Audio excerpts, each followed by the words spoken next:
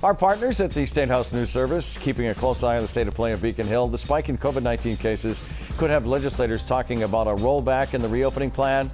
Work on police reform legislation is most likely on hold until after the election. Ballots are pouring in. Early voting ends on Friday. The deadline for vote-by-mail applications is Wednesday. So we've come to that time when we play that political parlor game every 4 years. How would a new president affect Massachusetts politics?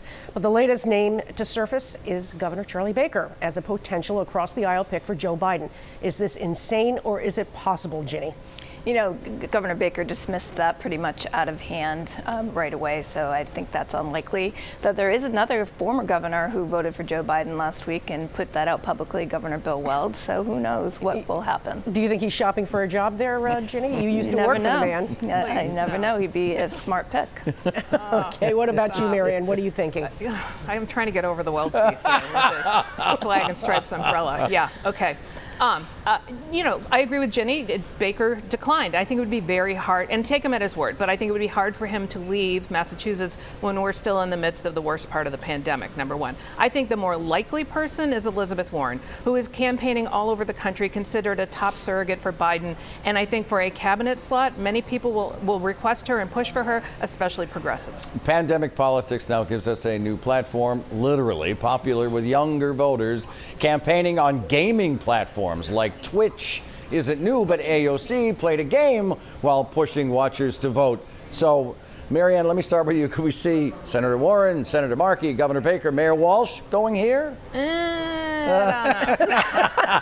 I don't think, if any of them tried, let me tell you, AOC, 400,000 people were on that platform with her. So no one's going to beat that. So why would you even try at this point? Yeah, right. It's very savvy. I can't even spell Twitch, Ginny. I'm going to be honest with you. I mean, are those people going to actually vote? So let's see November 4th when we look at what the turnout is. My money, I would put print ads next to the crossword puzzles in the newspaper. And you have a better chance of turning out the vote.